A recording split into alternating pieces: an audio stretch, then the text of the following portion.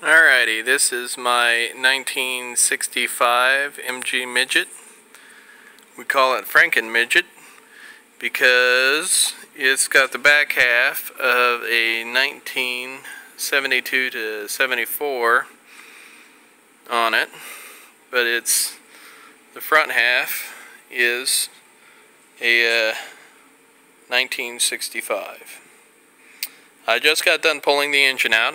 It's over here. The car was a complete car. It's a very decent motor. Needs the carbs rebuilt though, for sure. And super rusty car. Just recently bought it. Very, very rusty. I don't know how well you can see the rust, but let's see. Yeah, you can kind of see it in there. Pretty bad. Pretty rusted. But the reason why, if you're wanting to see the seam here, there's a little weld right in there, and it cuts around, and it goes all the way around this. It's all the way through, and it comes up around, and it cuts along here, and it just goes right on up and over and all the way over to that side. I haven't quite finished stripping it yet. Got to take all the interior panels off yet, so that my buddy here at the shop can take and put new floors in it, and also fix the rockers and rust in other places. It's got some damage on the rear from where it got hit and somebody tried to pull it. Got new tail lights in a box over there on the seat. The seats are junk. The tracks completely rusted through, they're done. That's one of the best ones right there.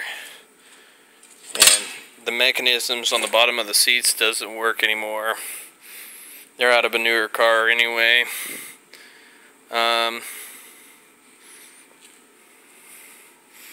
Let's see. What else?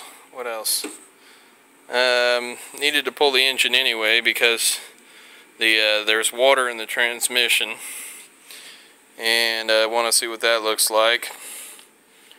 And also, these motor mounts on the front of this thing were horrible. They just fell right apart. I didn't even try hard, and they just fell right off the car. Essentially, it's just a little go-kart. And that's probably all the more it'll ever be.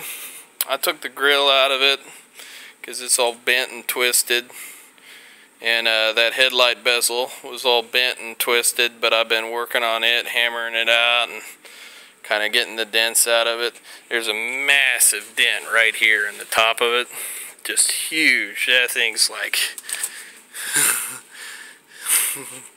it's a crazy dent there, under layers and layers of body filler.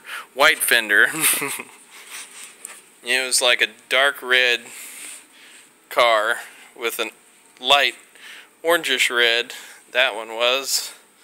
The trunk floor is actually intact and isn't bad at all. I mean, there's no rust holes in it at all. Still fairly solid. Need to put new tires on it. It's got decent wire spokes, but they need to be adjusted. There's that one there. I had it up in the air just a little bit ago, and you could rock that whole tire back and forth, and it's missing a spoke.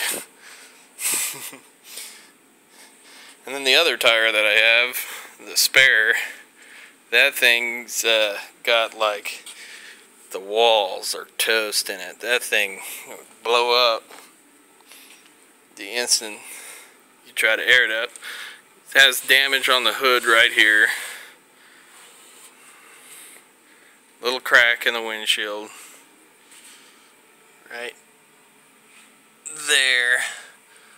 But other than that, the electrical works, oddly enough, considering how many rat's nests I've pulled out of it so far. It all seems to work very well.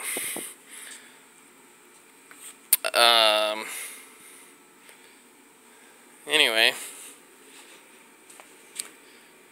this camera is my cell phone, so, but the resolution's actually very nice compared to my cheap Walmart camera. So I figured I'd try this one.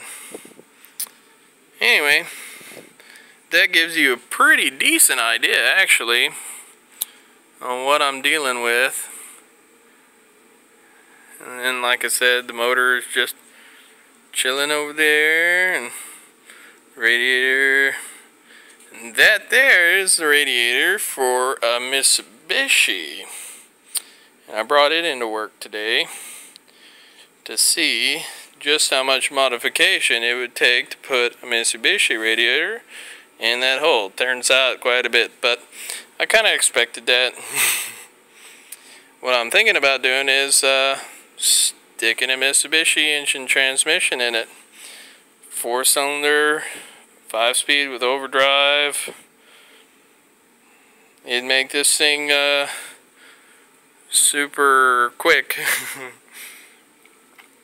I had an MGB there for a while, and it sounded like it was doing everything it could at 65, so I kind of sort of suspect that this motor does everything it can at 65.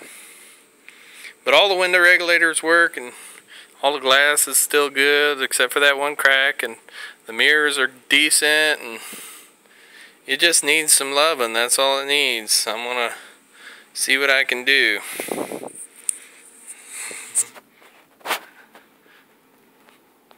Alrighty. Thank you.